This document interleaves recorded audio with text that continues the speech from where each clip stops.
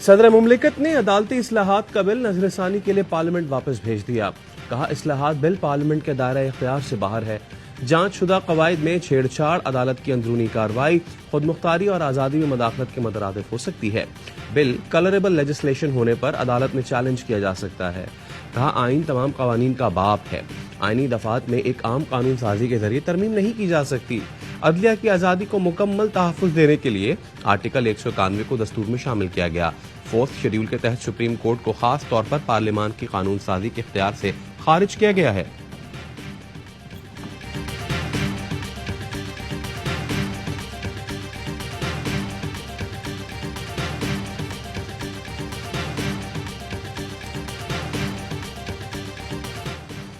सदर का पार्लियामेंट से मंजूर बिल वापस करना अफसोसनाक है। वजीर आजम शहबाज शरीफ कहते हैं सदर ने साबित किया वो पीटीआई के कारकुन के तौर पर काम कर रहे हैं जो सदारती मनसब की तौहीन है। आरिफ अलवी इमरान न्यासी की खातिर आईनी जिम्मेदारी को नजरअंदाज कर रहे हैं। मोमिन खुसूसी अदा तारड़ कहते हैं अदालती इस्लाहात का बिल परसों पार्लियामेंट में पेश किया जाएगा। सदर ने जितने निकात लिखे उनमें कोई वजन नहीं। बिल को मुश्तरका इजलास से अक्सरियत से पास कराएंगे। फवाद चौधरी कहते हैं सदर ने अदालती इस्लाहात का बिल वापस भेजकर दुरुस्त किया। सुप्रीम कोर्ट फैसला करेगी कि यह कानून बन सकता है या नहीं। फवाद चौधरी ने वजाहत की पीटीआई को किसी जज से कोई मसला नहीं, जस्टिस अतहर मिनुल्लाह से एहतराम का रिश्ता है।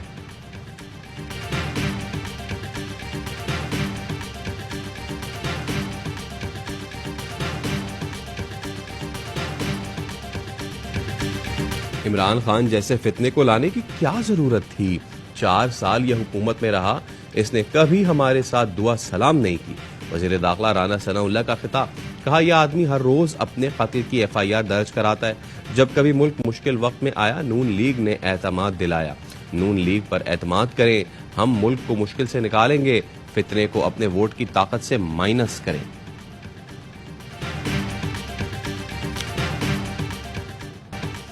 पाकिस्तान IMF और वर्ल्ड बैंक का मेंबर है, कोई भिखारी नहीं।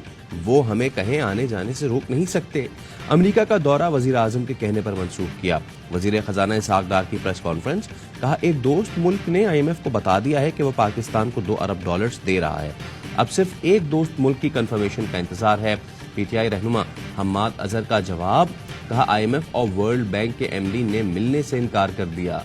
वजीर खजाना इसीलिए यहाँ शर्मिंदा घूम रहे हैं। 12 माह के दौरान तमाम दोस्त मुल्कों ने मदद से इनकार कर दिया।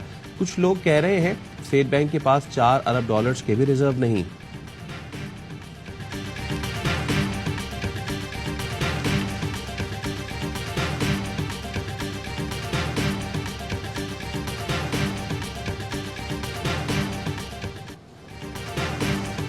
वफाकी हुकूमत का इलेक्शन एक्ट 2017 में तरमीम का फैसला।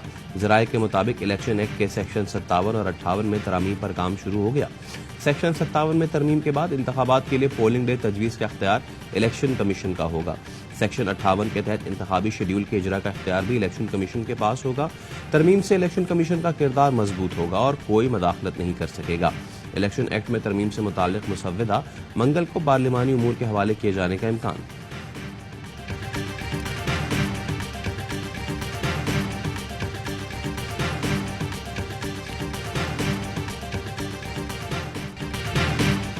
आइन हुक्म देता है कि सुप्रीम कोर्ट के फैसले को मानना पड़ेगा। पार्लियामेंट कैसे कह सकती है कि हम सुप्रीम कोर्ट का हुक्म नहीं मानेंगे? सदर supreme court bar Abid Zubairi कहते हैं पार्लियामेंट भी सुप्रीम कोर्ट के हुक्म की पाबंद है और अमल दरामद करना होगा। सुप्रीम कोर्ट का फैसला नहीं माना जाए तो आइन शिकनी की दफा भी लग सकती है।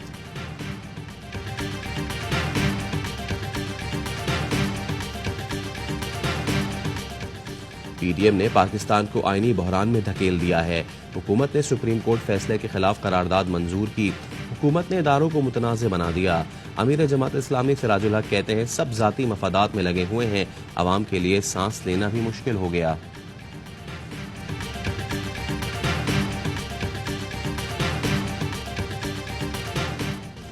इसराइल और भारत की ईमा पर पाकिस्तान को नुकसान पहुंचाने की कोशिश कामयाब नहीं होने देंगे। मुल्क के खिलाफ कोई साजिश करेगा तो उसका रास्ता रोकेंगे। दिफा पाकिस्तान काउंसिल के ज़ेर-ए-तमाम इस्तेहकाम कॉन्फ्रेंस का एलामिया जारी। मौलाना अहमद लुधियानवी ने कहा सियासतदानों की गलतियों का खमियाजा आम शहरी भुगत रहा है। نظریاتی دفاعی سرحدوں کی حفاظت، قومی مفادات کے تحفظ پر مبنی حکمت عملی بنائی جائے۔ ہم باہر نکلے تو یہ ممی ڈیڈی کہنے والے، برگر کھانے والے ہمارا راستہ نہیں روک سکیں گے۔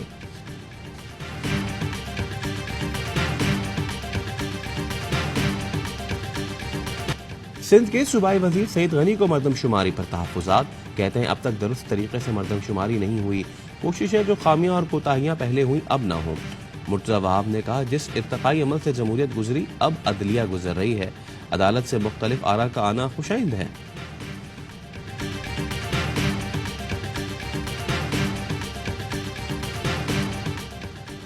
مسلم لیگ نون خیبر پختونخوا میں اختلافات کھل کر سامنے آ گئے۔ مہتاب عباسی، ظفر اقبال جھگڑا، ارباب خضر حیات، فرید مفکر اور ایصال خان کو شو کاز نوٹس جاری۔ تمام رہنماؤں کو پارٹی عہدوں سے بھی الگ کر دیا گیا۔ رہنماؤں سے شو کاز نوٹس کا 15 دنوں میں جواب طلب کر لیا گیا۔ نوٹسز صوبائی جنرل سیکرٹری مرتضی جاوید عباسی کی جانب سے جاری کیے گئے۔ مرتضی جاوید عباسی نے اپنے ہی جاری کردہ شو کاز نوٹس کی تردید کر دی۔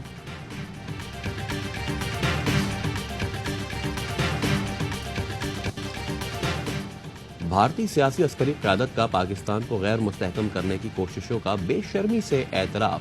گرفتار گلزار امام عرف شمدے کی دہشت گرد کارروائیوں کے پس پشت بھارتی ہاتھ ثابت۔ مودی کی مکارانہ چالیں بلوچستان کے امن و امان کو تباہ کرنا چاہتی ہیں۔ چند ناسمجھ عناصر بھارتی ایما پر ریاست کے خلاف دہشت گردی کو ہوا دے رہے ہیں۔ بھارت کی نیشنل سیکیورٹی کے ایڈوائزر اجیت ڈوال نے کہا تھا دہشت گردی کو پاکستان میں عام کرنے کے لیے پس پردہ مالی امداد فراہم کی جائے۔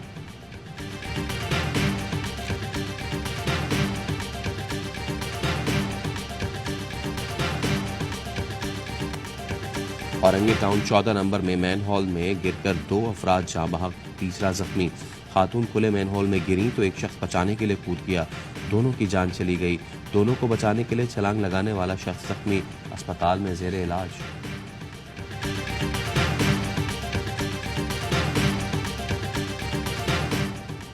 کراچی کے علاقے گارڈن کے اپارٹمنٹ کی لفٹ میں واردات، واقعی کی سی سی ٹی وی فوٹیج سامنے آ گئی۔ فوٹیج میں دیکھا جا سکتا ہے خاتون سمیت 3 افراد لفٹ میں سوار ہو رہے ہیں۔ اتنے میں 2 مسلح ملزمان پہنچ گئے، مکینوں سے نقد رقم اور موبائل فون چھیننے لگے۔ دونوں ملزمان کے پاس اسلحہ دیکھا جا سکتا ہے۔ واردات کے بعد ملزمان بآسانی فرار۔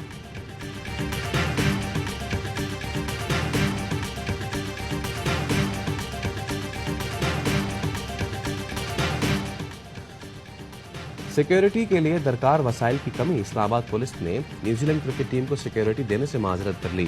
ذرائع کے مطابق اسلام آباد پولیس کو وسائل فراہم نہیں کیے گئے۔ اخراجات دینا پی سی بی کی ذمہ داری ہے، پی سی بی کو آگاہ کیا جا چکا۔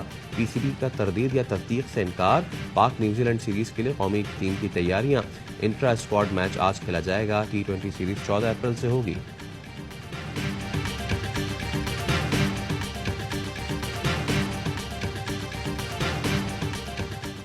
اور سپر ہیرو باکس آفس پر تہلکہ مچانے کے لیے تیار۔ Animated action adventure film Spider Man across the Spider Verse 2 June کو نمائش کے لیے پیش کی جائے گی۔